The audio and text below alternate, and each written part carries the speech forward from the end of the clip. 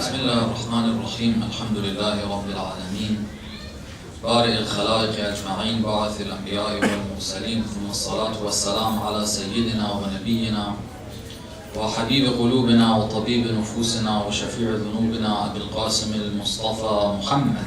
اللهم صل على محمد وآل محمد وعلى أهل بيته الطيبين الطاهرين المعصومين المكرمين المنتجبين، لا سيما بقية الله في الأراضين، روحي وأرواح العالمين لتراب مقدمه الفداء، ولعنه الله على أعدائهم أجمعين إلى قيام يوم الدين. For the hastening and the return of our Imam, let's recite the salawat. اللهم صل على محمد وآل محمد. For his health and well-being, let's recite the sacrament louder. اللهم صل على محمد وآل محمد. Inshallah, each and every one of us becomes a true and close companion of our Imam. We recite the third one even louder. اللهم صل على محمد وآل محمد. Alhamdulillah, as we approach Ashura, inshallah, our hearts get closer to Ashura, closer to the movement of Imam al-Hussein, closer to the movement of the Imam of our time.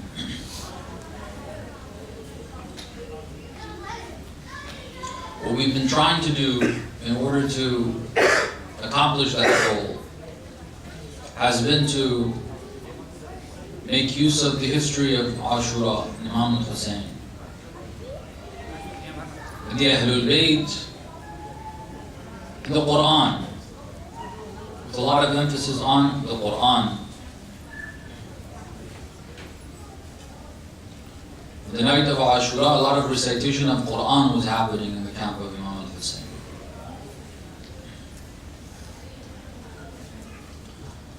Reading the Quran is very important. Read the Quran itself. Try to understand it. If you don't know the language, refer to different translations. Different ones so you can compare. Use them as a means to get to what Allah subhanahu wa ta'ala has intended for you. And Allah subhanahu wa ta'ala will guide you. If you want it, He will guide you. If you refer to it.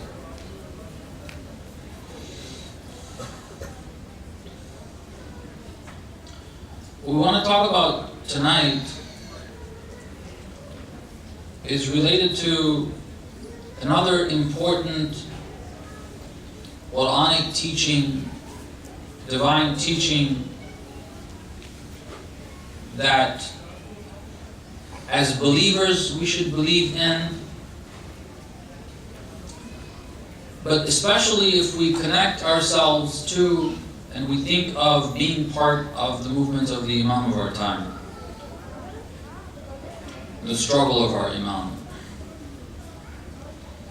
It's important to believe in and to accept as individuals, and it will play an important role in how we will behave and how we will adhere to divine rulings, God's teachings as to how we should live our lives, what we should do, what we should avoid, what's wajib, what's haram. This important teaching will have an effect and an impact.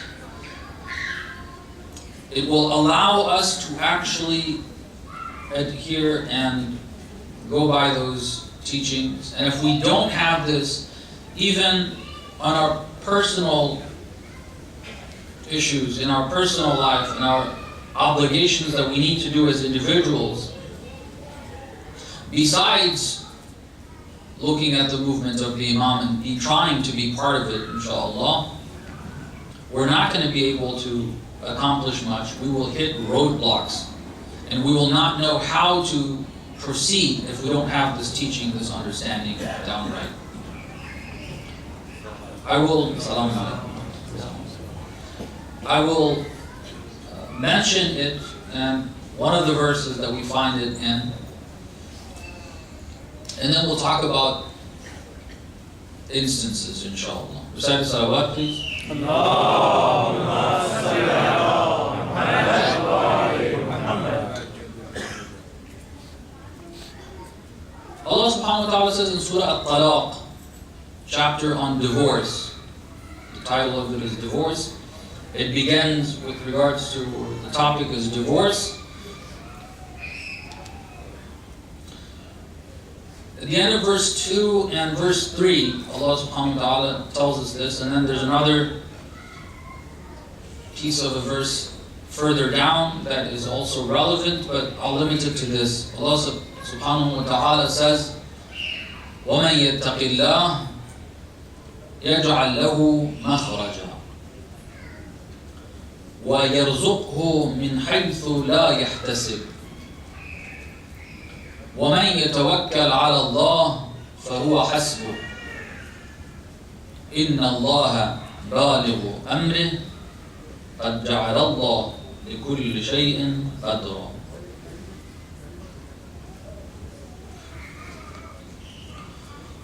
Whoever وَمَنْ يَتَّقِ اللَّهِ, whoever is worried about their deeds, is careful. وَمَنْ يَتَّقِ اللَّهِ يَجْعَلْ لَهُ مَخْرَجًا. God will provide a way out of the dead ends, the difficulties. You hit those roadblocks. You feel like, if I go by this, it just got more difficult, and this time there's no way out. I have to do something wrong in order to be able to continue living. God says no. وَمَنْ يَتَّقِ اللَّهِ يَجْعَلْ لَهُ مَخْرَجًا. You think it's a dead end? It's not. God will open it up.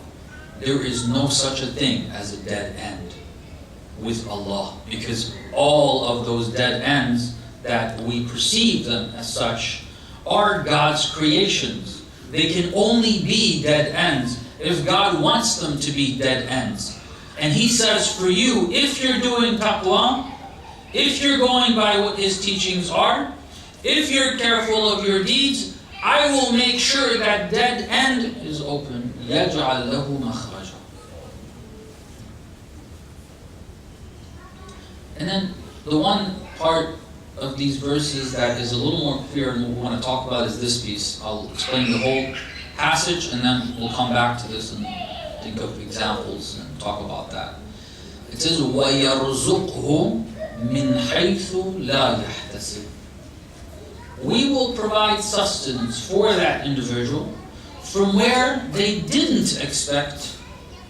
You have certain expected routes. You think sustenance is going to come your way.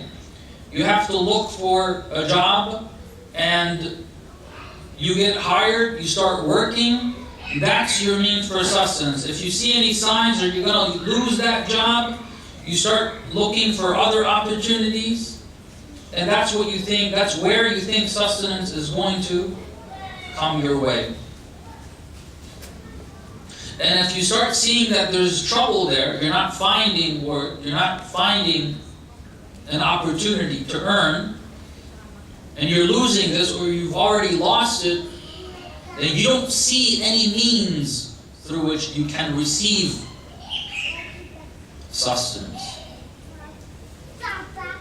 And of course this is because we think sustenance comes from these sources.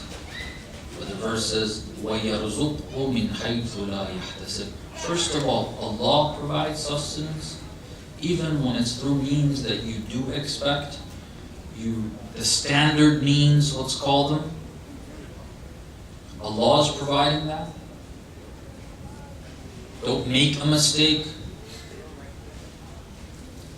Don't become mushrik on that. Don't think it comes from another source.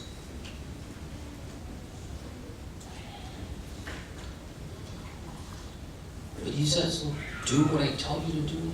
I will provide. You don't see any means? Just continue going with what I'm telling you. I will provide it. From where you didn't expect it. You had no idea this could happen.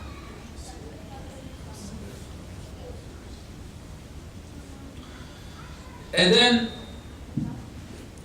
the next line of it, وَمَنْ يَتَوَكَّلْ عَلَى اللَّهِ فَهُوَ حَسْبُهُ. Whoever relies on Allah, God is sufficient for them. Sufficient means you don't need anything else. Nothing. God is sufficient. If you rely. وَمَنْ يَتَوَكَّلْ عَلَى اللَّهِ.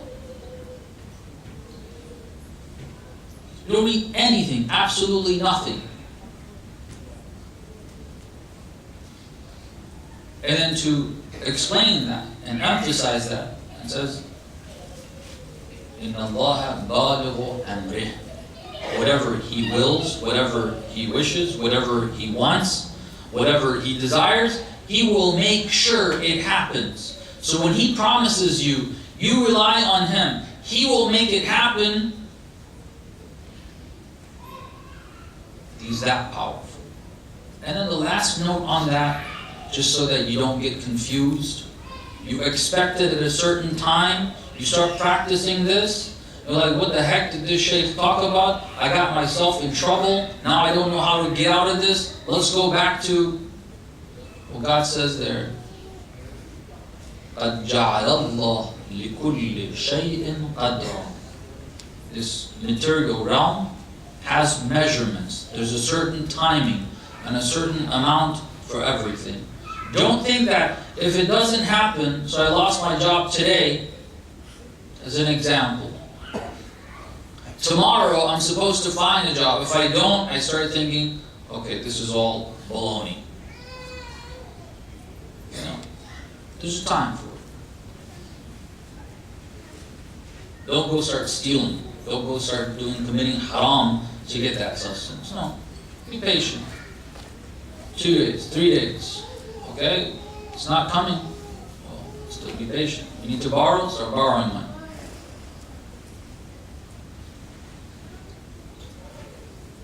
The right time is going to bring it. He has put a timing for everything.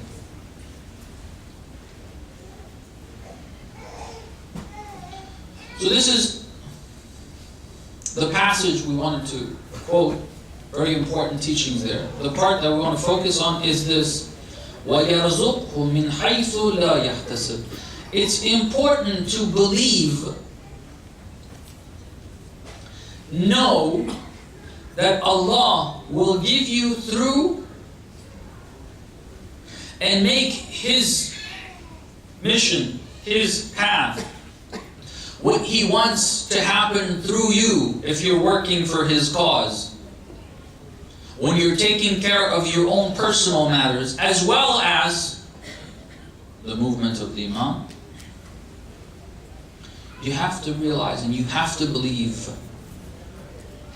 in the unseen, in the areas that you are not aware, and how God can provide you through those means.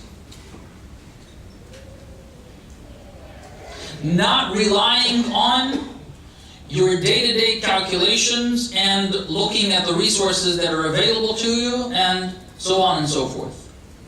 In other words, at the same time that we are told we're supposed to look at all of those and make plans by looking at all of those, meaning we're not going to neglect this, we're not going to be careless about the resources that are available to us, we're not going to just start spending like crazy, for instance, not considering what the resources available to us are. No, we have to do the math on that. However, one thing that we need to bring as part of the equation, and we can't miss this out, is the element of divine help that is not seen, that I can't know it to be able to put it. There's an unknown amount from an unknown source that's part of the equation that's coming from Allah. You need to put that as part of the math that you do. Not limit your equation to what you know currently. It's very important that we have this. Recite salawat, please. Allahumma salli ala Muhammad wa ali Muhammad. Part of this has to do with breaking the current mindset that many of us, especially those of us who've been more influenced by Western culture, Western paradigms, without even wanting to. And you don't have to have been raised in the West for that to have happened, because the globe has become increasingly more material. And that's what we're calling, because they're the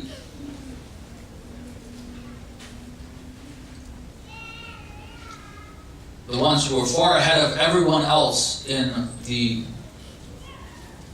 material calculations and material mindset, material civilization, material philosophy, completely denying the unseen, anything that cannot be seen. They limit you when they want to talk about your thinking, and everybody, I think say almost everybody in this room would always also think in that way. When you think about thinking, you say your brain, and where do you refer to? Here. And people think it's a chemical process in your brain. Where did that come from?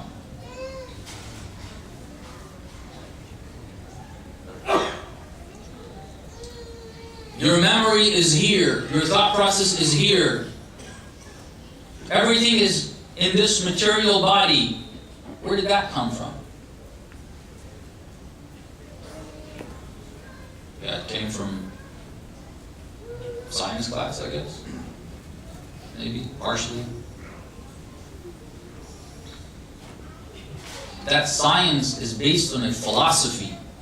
That philosophy denies anything immaterial.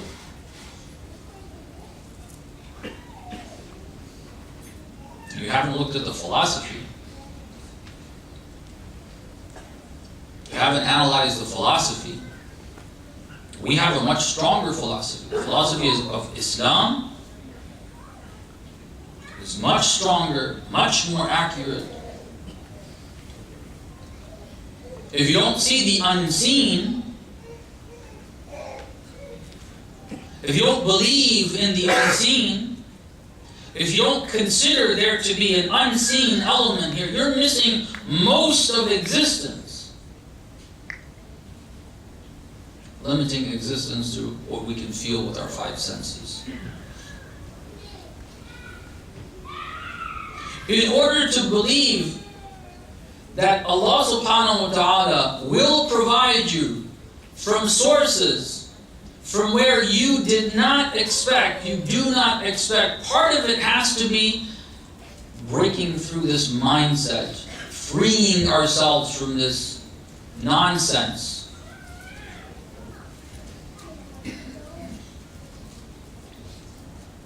Sometimes we talk about it, but we don't believe it in a real capacity, in the way we should, where it has a practical impact. We can actually rely on it.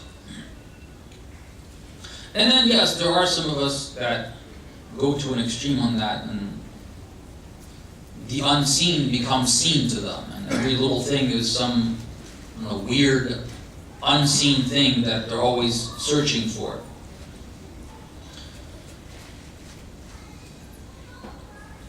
Believing in the unseen and Allah subhanahu wa ta'ala being able to do things, and believers led by the Imams, and the believers that follow the Imams being able to do things that are extraordinary.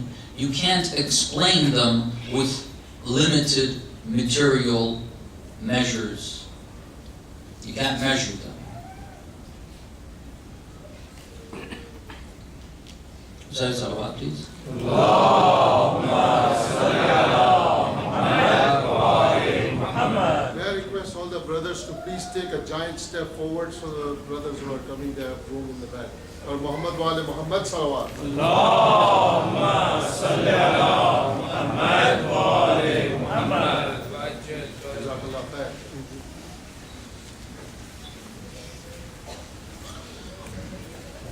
I want to mention a story from our history. The reason why I select this particular one that we have in our books of hadith is that it's also about the 12th Imam. It's nice to mention him.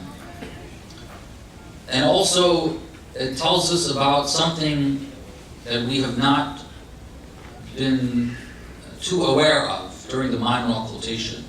We don't know much about our 12th Imam. We hear a little bit about his birth, maybe a little bit about him during the life of his father, maybe a little bit about the burial of his father, Imam al-Askari, but I think that's pretty much it. That's what my knowledge was before I did research and I started reading into that part of our history.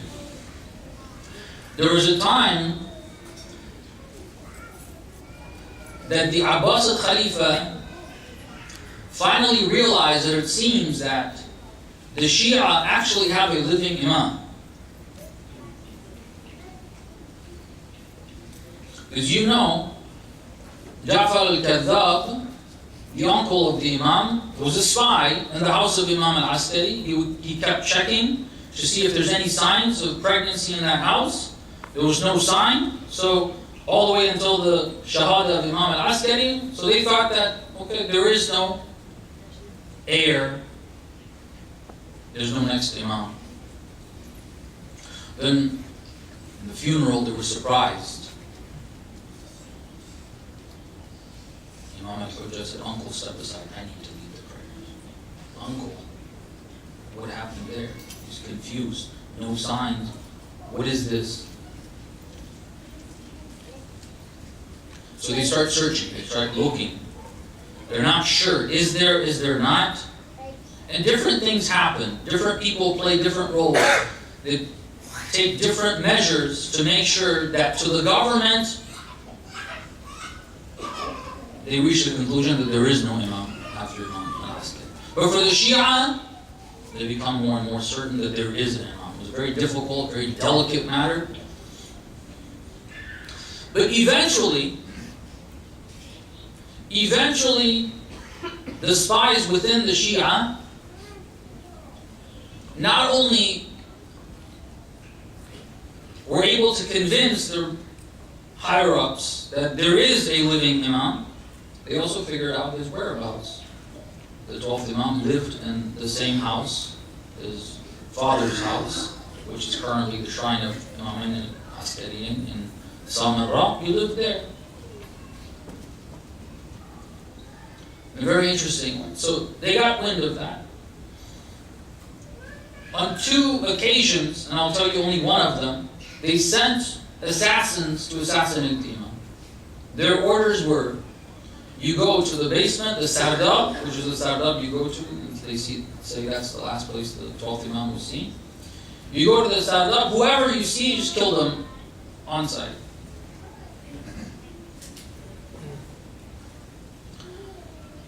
The account goes that these assassins went to Samarra. They went into the Sardab, or the basement. They opened the door, they were caught by surprise. It's a big room, but instead of it being there being a floor or carpet or I don't know, whatever they would have, there's no floor, it's water.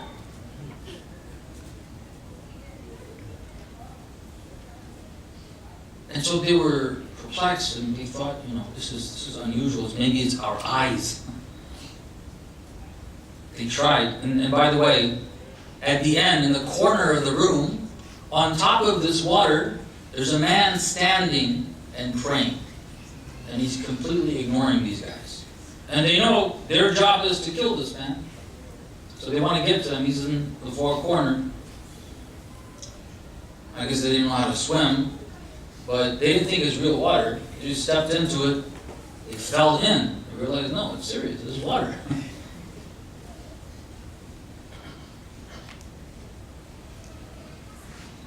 The Imam was standing on it and praying. Where did that water come from? This is documented. Where did that water come from? How was the Imam praying on top of water?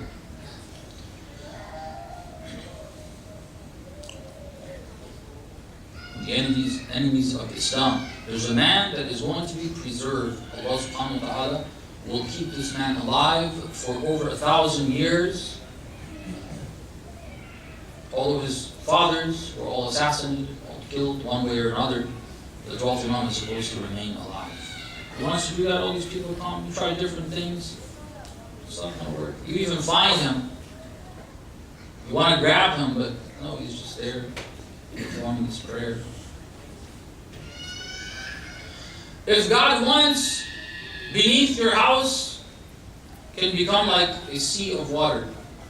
Someone who's coming after you will drown you if he wants. The same way that if God wants, when Ibrahim stood up for Allah, they threw him in that fire that they couldn't get close to. But the fire, Ya naru kuni bardan wa salaman ala Ibrahim. The Quran is not telling you history just for you to hear it and feel good about it or be amazed at it. This is what it is. Do your taklif.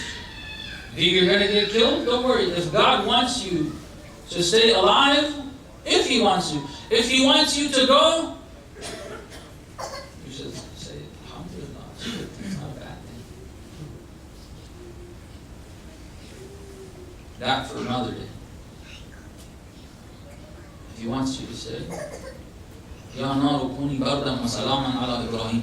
The scene that was supposed to be, they called everybody, just imagine, everybody looked down upon Ibrahim, and the officials thought they got him now. Now they're going to invite everybody, watch how we're going to burn this guy to death.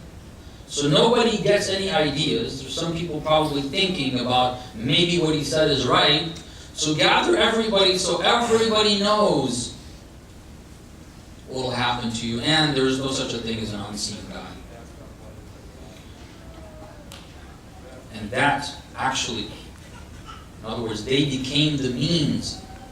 Nimrod or Namrud became the means, the one that carried out God's command without even knowing it. He gathered all those people so they can see with their own eyes a fire that no one can get close to. Ibrahim, who claims there's an unseen God, is thrown in it, and he's walking as though there's no fire. They called everybody to see this. They thought they're calling everybody to watch him burn. But they didn't know they're calling everybody for God to show them this ayah, the sign of Allah.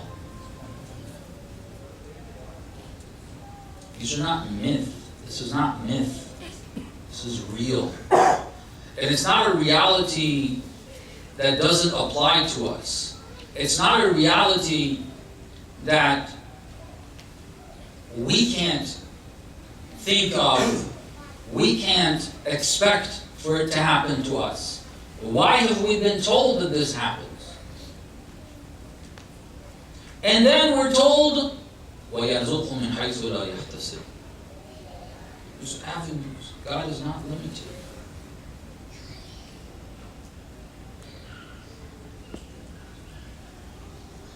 And many, many, many more instances. We have to believe in these things. Sometimes I feel we don't firmly believe in them. And you know where it reveals itself? You know where we can see if we actually believe in it or not? Where especially as part of the movement, for the movement of the Imam of our time, that we identify, we got to do certain things, and there's certain people that are not going to like it. They're going to give us a headache. More than that, we'll try taking this out. When we feel that they have all of what they have available to them, and obviously we don't have all of that, are you still willing to move forward or not? If you believe that what meets the eye, what you're seeing, all of what they have available to them is not it. It's only part of it. It's not even the main part. It's all controlled by God, and He's got means other than these things. If you believe in that, you say, God said to do this. I don't know what's going to happen, how He's going to make it happen, but we've got to move forward.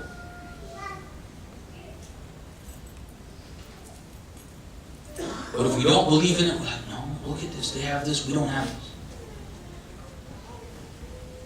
They have all these things, we don't have it.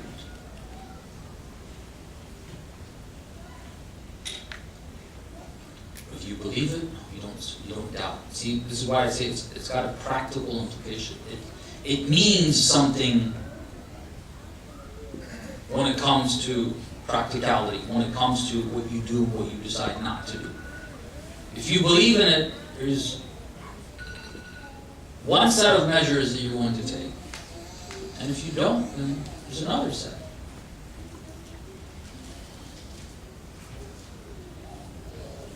Recite a salawat, please. Allahumma salli ala Muhammad wa ali Muhammad. The Imam did that.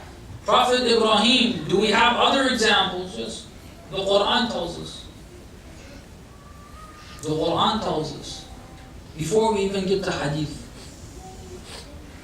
Before we get to hadith. Just two of the examples. There may be other examples as well.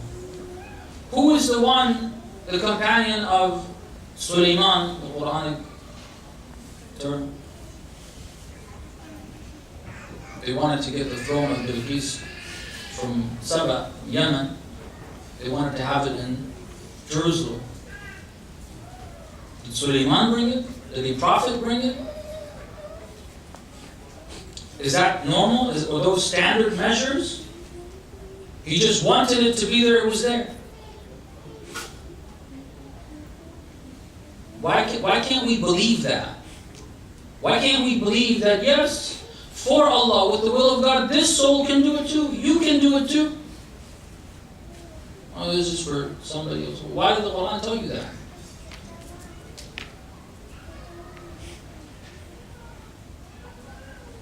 It's not limited to the prophets and imams. No?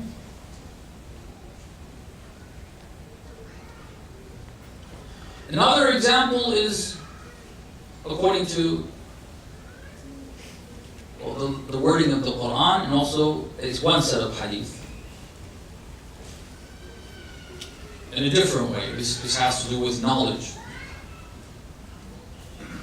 not with doing strange things, and that's actually more important. Receiving guidance from the unseen in ways that are not standard.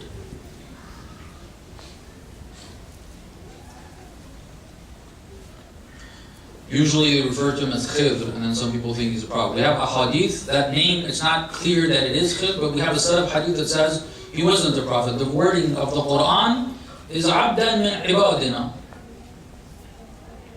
It doesn't say it's a prophet. And there's a number of hadith that suggest, no, he was not a prophet. Assuming that is accurate. With that interpretation, with that understanding. There's Moses, he's a prophet of God, but God says this is a person we have given knowledge to. You're going to learn from him. He knew things that Moses didn't know. The unseen, connection with the unseen. Don't limit yourself because of your limited understanding. If you limit your thought, your mind, your understanding of who you can become, how far you can excel, if you limit it, if you think you can't, then you won't, because you have limited yourself. It's a mental barrier.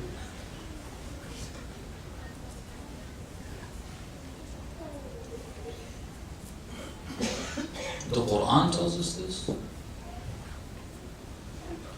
And then there are many that have experienced it in different contexts. Try to, some of them maybe you've heard, we've read. There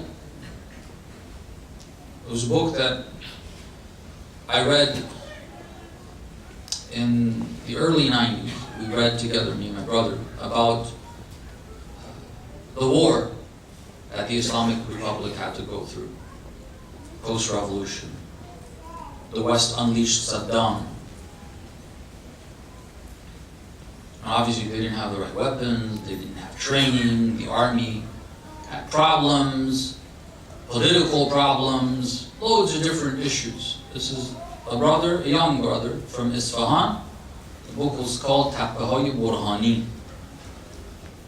The commander that had to take those hills over is called Burhani. They named the hills by this commander. His name? It's very interesting. He talks about that experience, going to the war fronts and what happened there. The mission initially failed, and he was left there with a couple of other people injured. One of the things they firmly believed in, which we have hadith, check the tafasir on Surah Yasin, you will find this. It's in the hadith. The Prophet did this. And these people believed it. This is our problem. We don't believe it. They had to go from, obviously they had to hide when the hill was taken by the other side. They have to hide, and sometimes they had to move, and they could easily be seen and spotted and taken out. They firmly believed the usage of the verse وَجْعَلْنَا مِنْ بَيْنِهِمْ سَدًّا خَلْفِهِمْ سَدًّا فَأَغْشَيْنَاهُمْ فَهُمْ لَا يُبْصِرُونَ. They said it, and they went, and they were not seen. Not once, many times.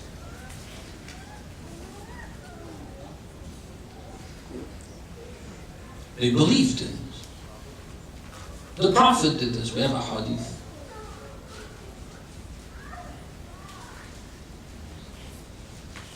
They believed it, we don't believe it, we don't do it. They did it. Of course, in that type of struggle, that level of struggle, it's there for Allah, fi sabilillah. Allah subhanahu wa ta'ala provides you with means. They have other things, where you have this. Believing in the unseen. In other instances, these are smaller instances. The one bigger instance, you don't have to do anything. Again, God takes care of you. He shows this to you. يَرْزُقْهُ مِنْ حَيْثُ لَا يَحْتَسِبُ. There's plenty of examples. In the hostage crisis, they tried everything to get the hostages back. One of the measures was to send troops. Go to Tehran, get the hostages, get out. The believers in the Islamic Republic had no clue. They came with their choppers and all the equipment. They had to land in Tabas.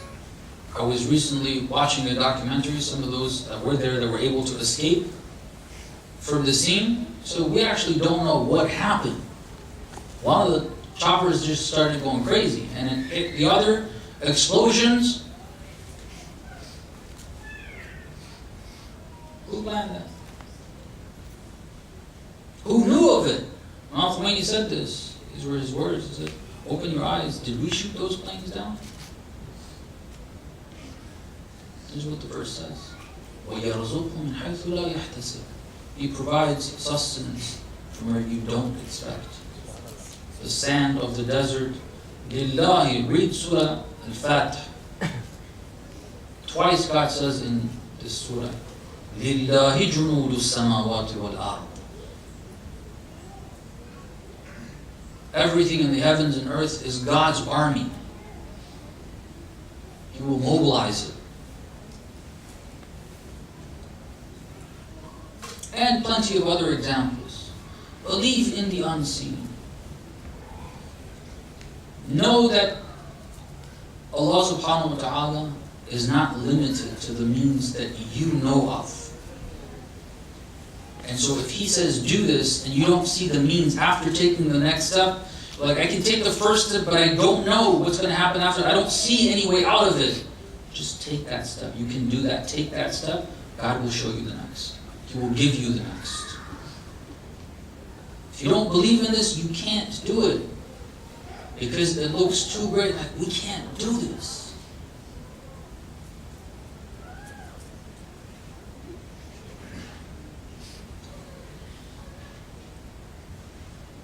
You said another salawat, please. Allahumma salli ala Muhammad wa ali Muhammad.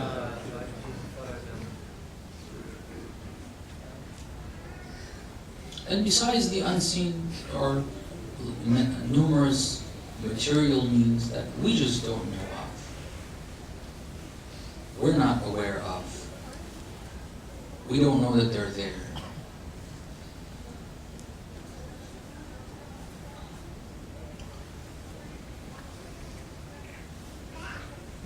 subhanahu wa ta'ala says, believe this. He tells us this. If we believe in this, inshallah, we're going to be able to do well in getting close to the Imam in our time. If we don't, and you do the math on what the enemies of Islam have, what the Sufyanis have, and what we have, what the believers have, like, it's a lost cause. You shouldn't even get involved. When it comes to media, they have control. Everybody says this, right? They have this, they have that. The only way to move forward is to believe in this teaching of the Holy Quran. Get past that mental barrier, and inshallah, Allah subhanahu wa ta'ala will show us that He will make it happen. As anyone who has tried this will tell you that that's what our experience is.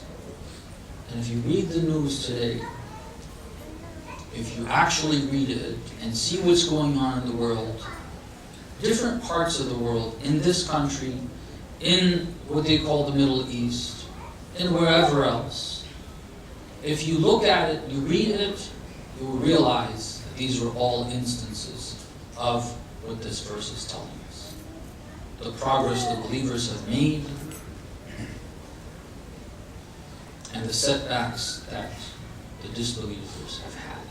It's all the teaching of the Quran. Believe in it. With that belief, we're going to be able to move forward, inshallah. Allah subhanahu wa ta'ala helps us increase that. Sallallahu alayhi wa abdullah. Sallallahu alayhi.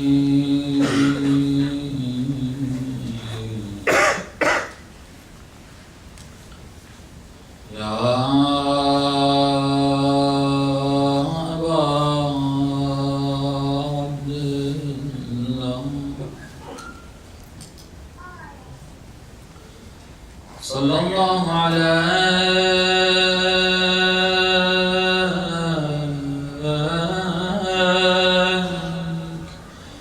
ya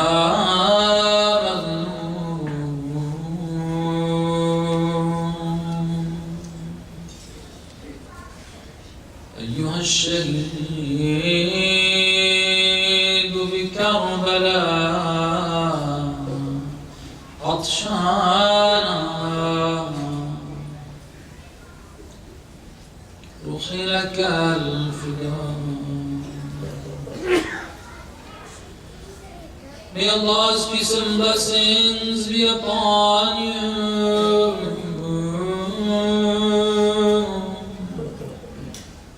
My beloved Imam al-Hussein,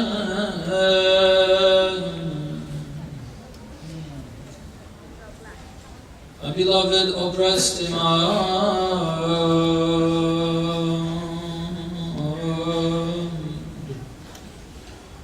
the Imam that was slaughtered by the shores of the Euphrates, while his mouth was dry of thirst.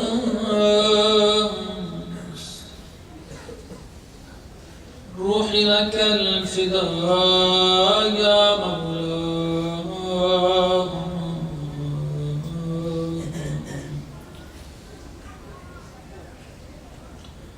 Tonight is the night of Qasim,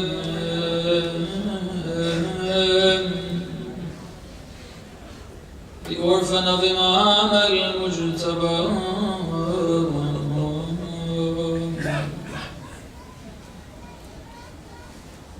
روحي لك الفداء يا أبا محمد يا حسن بن علي.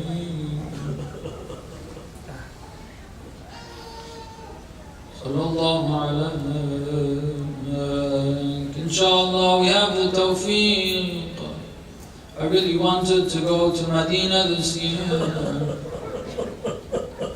Unfortunately, I didn't have the tawfiq.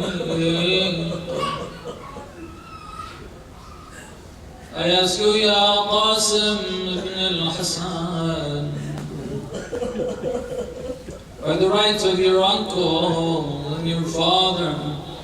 Inshallah, we all get to go to Medina, the proper ziyarah.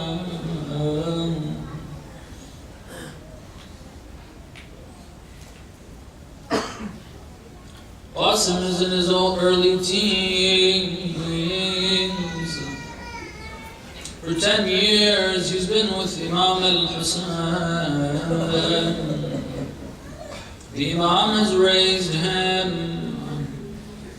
He's attended to him more than his own children, as the orphan of his brother.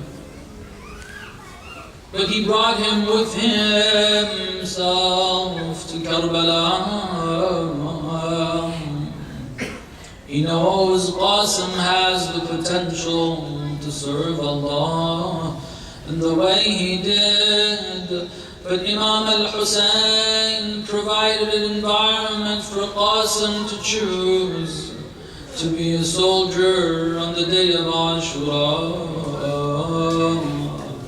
They say on the night of Ashura, when it was eminent that the next day the war will occur, there will be a battle, 34,000 people with their swords and arrows and spears are waiting. Obviously, they will all be giving their lives to Allah, sacrificing themselves. Imam al-Hussein, according to the account, gathered everyone in the tent, spoke to them. I have not seen companions better than you, more loyal to you.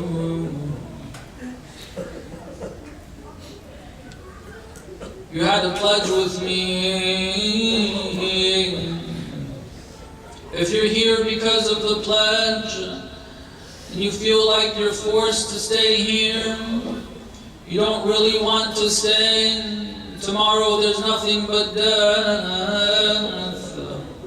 I will turn out the lights, make use of the darkness, and go ahead and leave.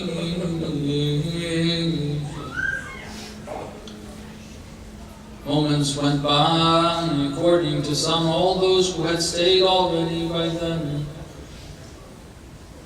they did not leave. A few moments went by, different people got up. Abbas stood up and spoke. Zuhair, the famous wording, Ya Hussein, if they kill us and burn our bodies and throw our ashes in the air, and God resurrects us again, and we go through this 1,000 times, we will still not give up, and we won't leave you, Ya Aba Abdullah. Inshallah, we have that type of faith. We feel that strong about the direction of the Imam of our time. Ya Sahib al-Zaman, I know I'm not that strong. A little turbulence will be enough for me to leave. If you help me, I want to be like them. But Qasim is not part of this conversation. These are the adults. But Qasim is watching and observing. When the session is over, everyone spoke and said what they had to say. The conversation was all about Shahada, dying in the way of Allah. You see, Qasim approached Imam al-Hussein, his uncle. Ya Amma, can I also be of those that will die in the way of Allah tomorrow? Imam al-Hussein asks him, how do you view death? This is a teenager, brothers and sisters. Look at his understanding. Look at his maturity. Inshallah, our youth also have this. How do you view death? أحلى من العسل. It's sweeter than honey. If it's in the way of Allah, if it's for His cause, why not? It's sweeter than honey. Imam al-Hussein said, yes, tomorrow you will also be of the Shuhada. But imagine the time that Qasim came to ask permission to go to the battlefield. All the companions are gone. Ali al-Akbar has gone to the battlefield. Abbas's brothers have probably gone. Now Qasim wants permission to go. On one hand, Imam al-Hussein wants to grant him permission. On the other hand, look at him and look at the enemy. روحي لك الفداء. The Imam granted permission. Some of the enemies who lived through this have said this account. They said, we saw someone coming to the battlefield. His armor was too big for him. He hadn't even worn his shoes properly. He was that ready for Shahada. How dare you all, you want to fight my uncle. I am the son of Hassan.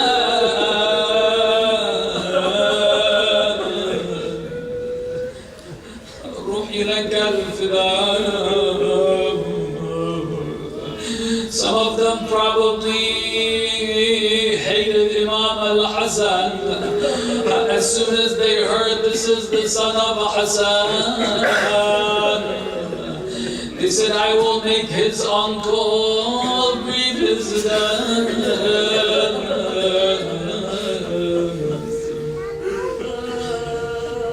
The account says he fought a good battle, but at some point, when he was hit hard, the horse moved towards the enemy, taking his body in their midst. This young boy, I don't know how many swords and spears. La ilaha illallah. I don't know what Imam al-Hussein saw when he arrived in the body of Qasim. How he was able to take that body back to the temple. ألا لعنة الله على القوم الظالمين وسيعلم الذين ظلموا أي منقلب ينقلبون. اللهم إنا نسألك وندعوك باسمك العظيم الأعظم الزهراء وأبيها وبعلها وبنيها والسر المستودع فيها بك يا الله يا الله يا الله يا الله يا الله يا الله يا الله يا الله يا الله يا الله يا رحمن يا رحيم يا مقلب القلوب ثبت قلوبنا على دينك وعلى محبة أوليائك. Allah hasten the return of our Imam. Enable us to be His true and close companion. Ya Allah, help those who are helping the cause of Islam, especially those putting their lives on the line. Ya Allah, especially protect and help and guide the ulama who are leading this, the ulama who sacrifice more than everyone else, especially the Maraja and especially our leader. Ya Allah, forgive us all of our sins. Forgive our parents, our grandparents, all believers, those who are alive, those who left this world. Ya Allah. Allah grant us all our hajat, our needs, our requests. Cure all the ill from amongst us. Help those who are suffering, especially those suffering from atrocities and oppressions in Burma, in Iraq, in Yemen, in Bahrain, in Syria, in Palestine, and wherever else. Ya Allah, by the rights of the Imam of our time, relieve all the people of the world of the oppressions they're facing. بالنبي وآله رحم الله من قرأ الفاتحة مع الصلوات.